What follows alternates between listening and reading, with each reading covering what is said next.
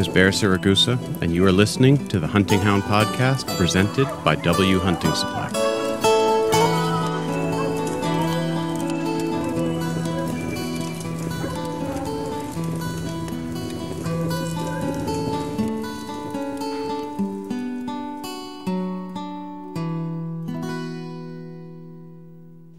Hey folks, Bear here. I've been thinking about it the last few weeks. It's been too cold to really run that much here. It's been down in the 20, 25 below, and we've gotten a lot of snow when it's not been cold. It's been snowing, so not been able to get out as much with the hounds as I would like. Most of the seasons are shut down, and now we're doing, for the very most part, we're just, it's just the fox hunting season that is still running. The hare season, the deer season, and the bear seasons are all over.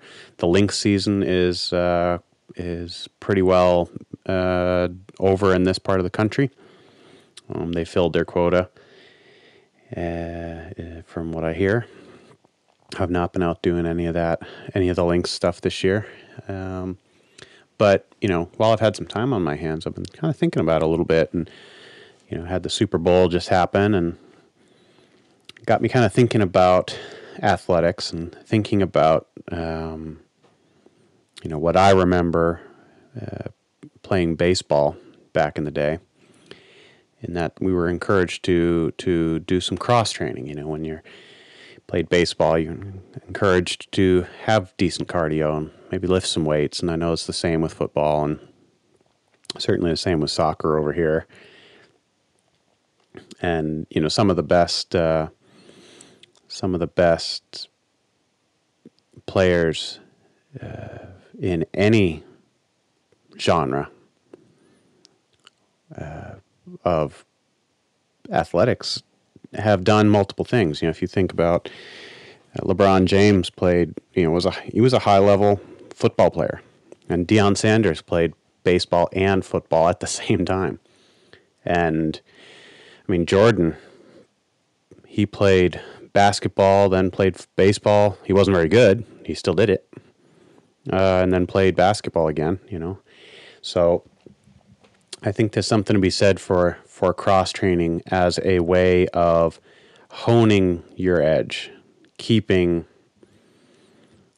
making yourself as a whole a little bit better so that the narrow area that you choose to focus on, where you become better in those things. So, where you're an overall extreme athlete and you choose to focus on basketball or you choose to focus on baseball, and it just makes you better at those things. And I think the same can be said for mental things, mental pursuits. If you are a great poker player, it seems like a lot of very great poker players are also very good chess players, and vice versa. And I wonder whether the same can be said, or I don't wonder, I know the same can be said for dog training, hound training, animal training in general. I believe that the people I've talked to who have trained multiple types of working dogs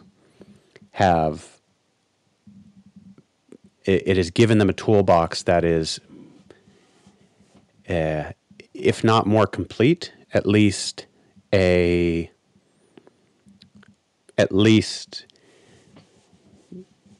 bigger toolbox with more tools, because they've been in different situations with different types of dogs and have learned how to cope with a lot of different things as a dog trainer that can then be applied in different ways. Some things are never going to be applicable. If you talk to guys like Ross Elwinger and Jared Moss, who are two excellent dog trainers and excellent houndsmen,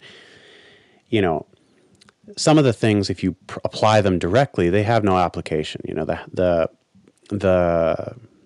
steady on point, it's not going to really have any application in the hound world. You don't need a hound to be steady on point.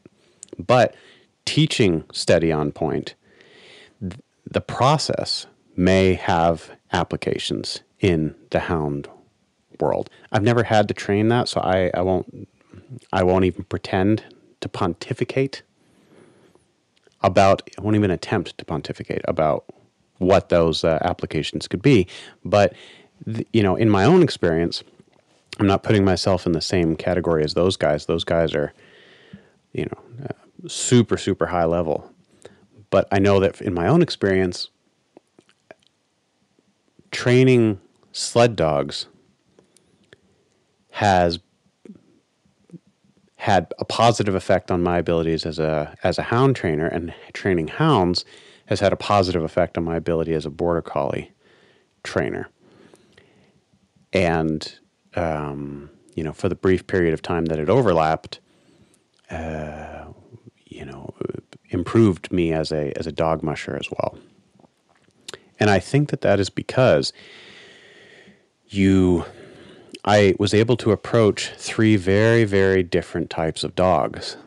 The husky is so primitive in how it learns. A husky, so much of what it learns is going to be experiential. It's so much of how it learns is experiential.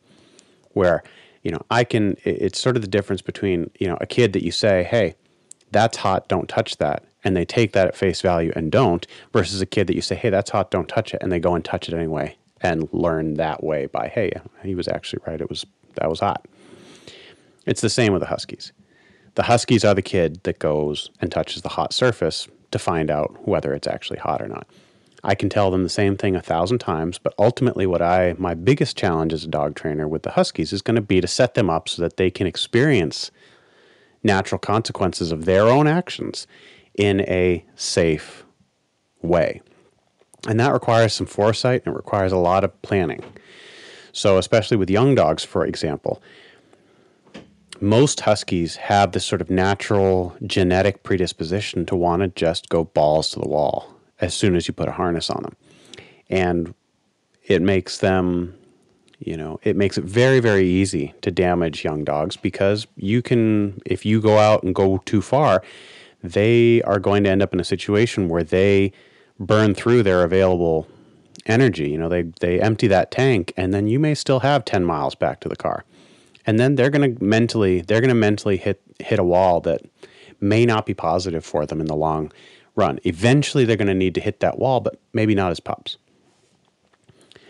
So, it required a lot of planning to how to set up the runs for them where they were challenged and they were kind of, progressing without getting to the point where I put them in a situation where they ended up so, beating themselves up so badly that it removed some of their overall, willingness to do the job, which is what you would like to avoid. For me anyway, I always wanted the hounds to, the huskies. I always wanted the huskies to have everything that they did. I wanted it to be based off of a desire to do it.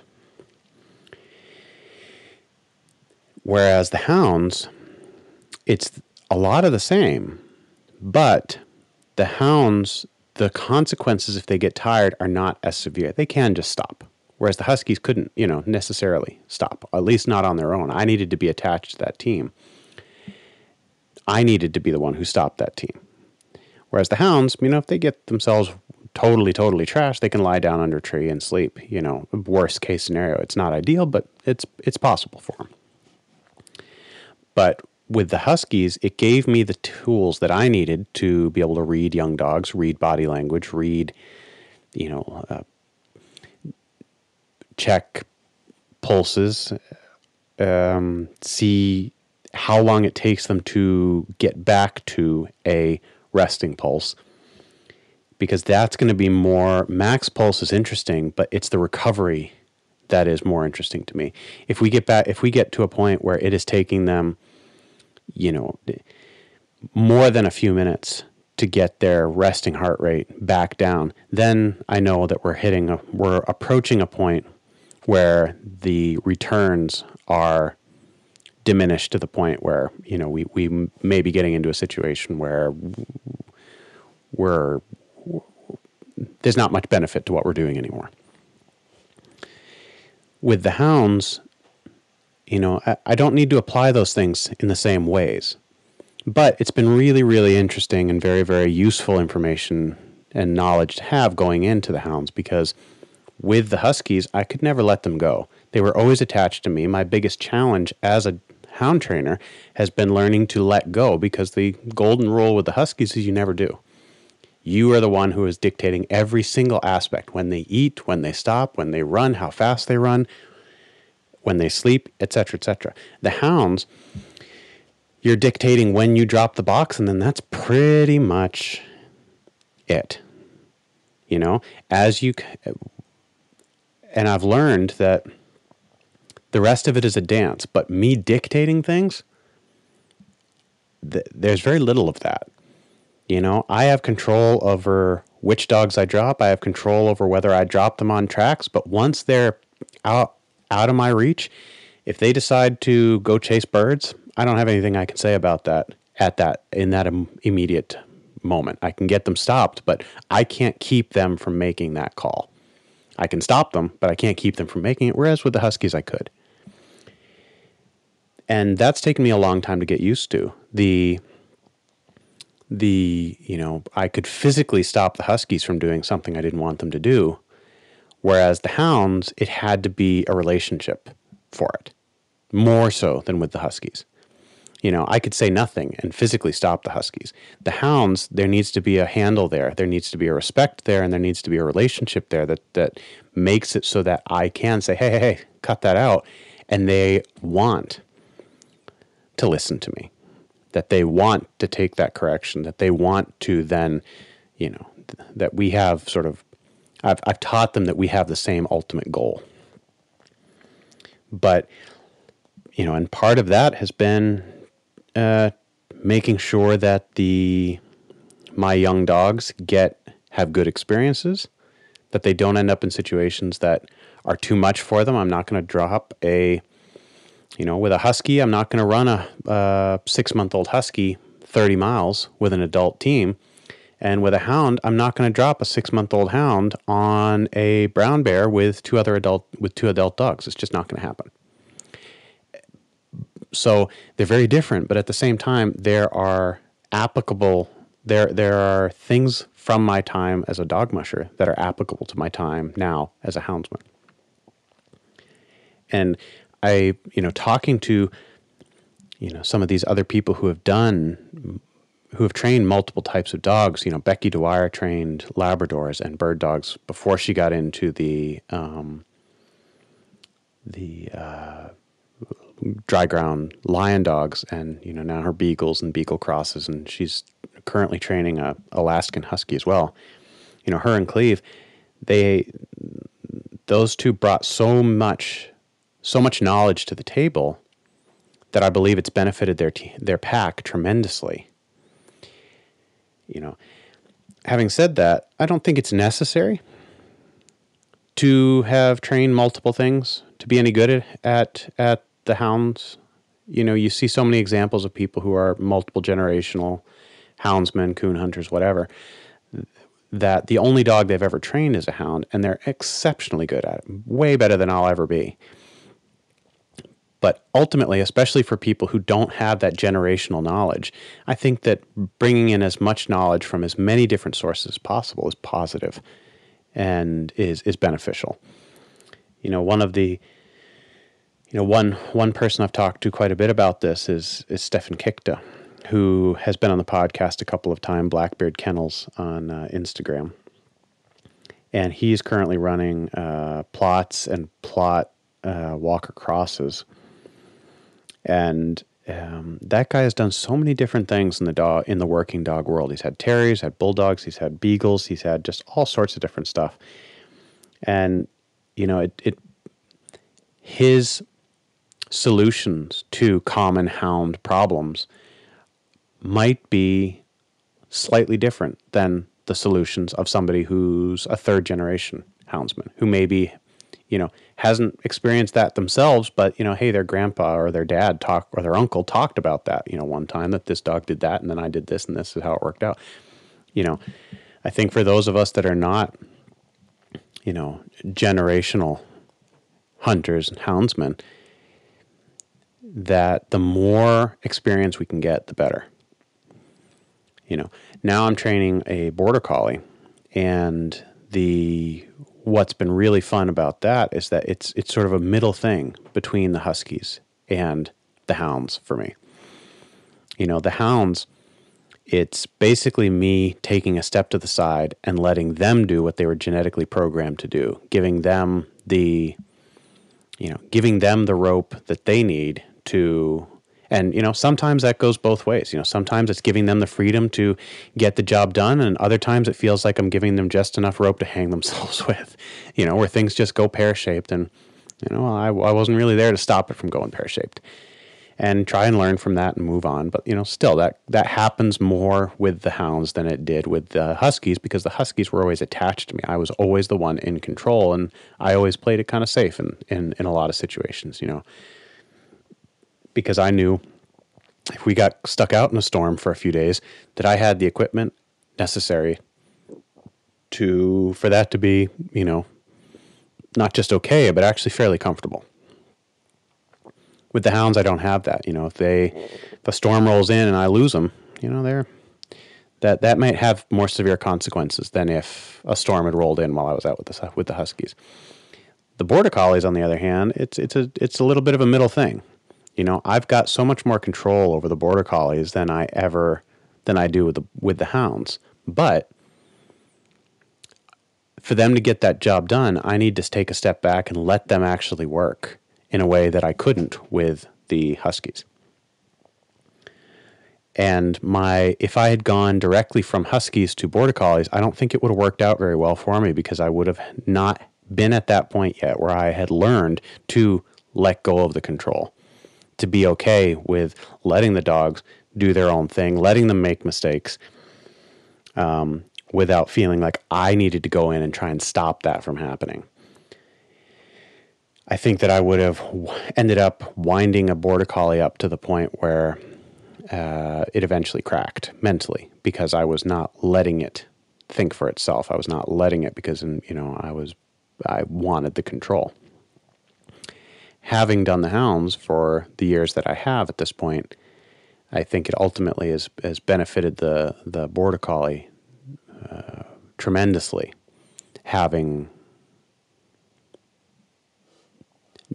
not having to be the guinea pig of me while I learn to trust their instincts. So, but I also don't think that it's necessarily that it's necessary to have trained other types of dogs going into the hounds. I think training in general, in any way, whether you're training a little league team or, the coach for a little league team, or, a supervisor at work, or, even training a different type of dog. If you look at some of the great houndsmen throughout throughout history, guys like Dale Lee and Warner Glenn, and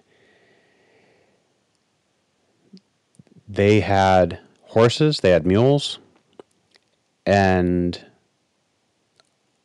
are such good trainers in general that I would be very, very surprised to learn that either of them felt that their mules didn't benefit from their knowledge as hound trainers, and that their hounds didn't benefit from their knowledge as mule trainers.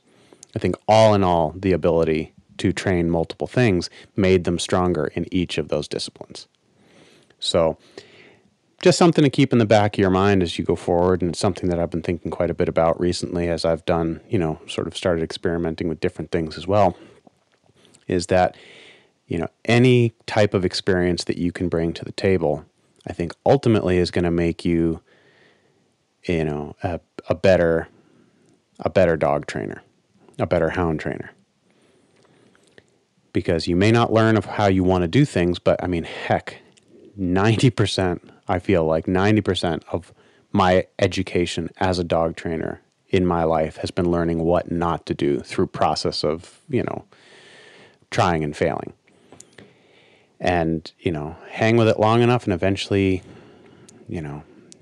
I start having fun with it, But I believe that the more experience you can build, the more variety of experience you can build in as many different situations with as many variables as possible, ultimately the better it's going to make you. And I think the same is true of,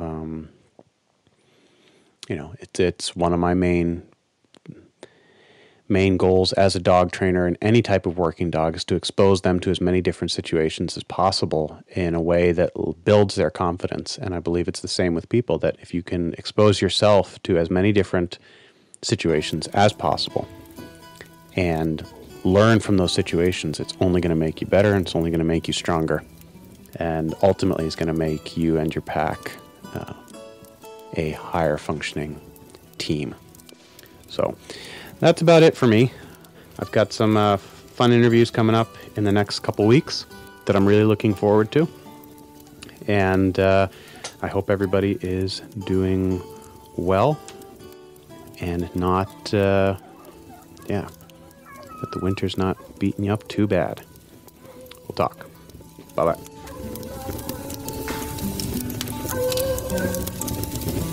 Man, I love that sound.